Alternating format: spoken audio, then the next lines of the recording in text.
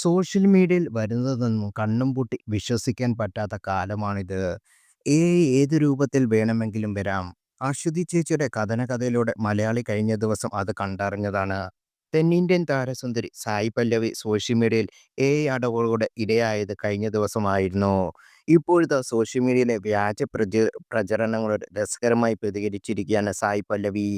തൻ്റെയും സഹോദരി പൂജയുടെയും പേരിൽ സോഷ്യൽ മീഡിയയിൽ പ്രചരിച്ച ബിക്കിനി ചിത്രങ്ങൾക്കാണ് സായി പല്ലവിയുടെ രസകരമായ മറുപടി നൽകിയിരിക്കുന്നത്.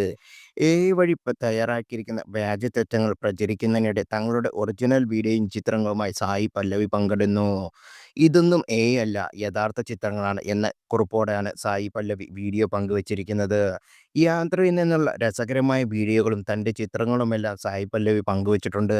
കടലിൽ ചിരിച്ചുകൊണ്ട് നിൽക്കുന്നതിൻ്റെയും ബീച്ചിൽ വിശ്രമിക്കുന്നതിൻ്റെ എല്ലാം ചിത്രങ്ങൾ ഇക്കൂട്ടത്തിലുണ്ട്.